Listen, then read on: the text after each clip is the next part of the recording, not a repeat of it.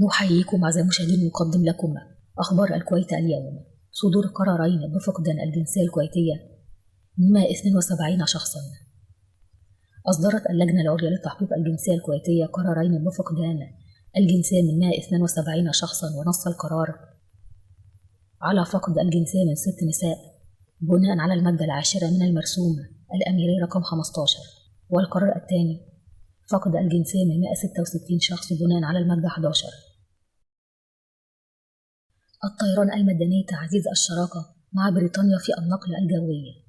بحث رئيس الهيئة العامة للطيران المدني الشيخ حمود المبارك مع سفير المملكة المتحدة لدى الكويت سبل تعزيز التعاون الثنائي بين البلدين، لا سيما في مجال الطيران المدني. وأكدت الهيئة أن اللقاء تناول استعراض أوجه التعاون المشترك بين الجانبين وبحث تطوير العلاقات الثنائية في المجالات المرتبطة بقطاع النقل بما يسهم في دعم الشراكة بين البلدين.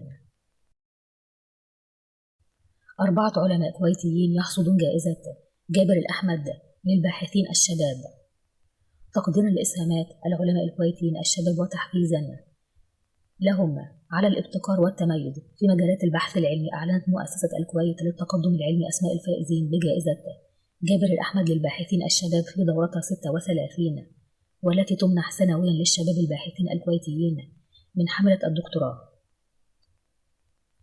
وزيرة التنمية والاستدامة تطوير الإنتاج المحلي لمواجهة الظروف الاستثنائية. أكدت وزيرة الدولة لشؤون التنمية والاستدامة أن الكويت تولي أهمية بالغة لتعزيز الأمن الغذائي على المستوى الإقليمي والدولي في ظل التحديات المتسارعة التي يشهدها العالم، لا سيما فيما يتعلق بسلاسل الإمداد الغذائية والتداعيات الجيوسياسية.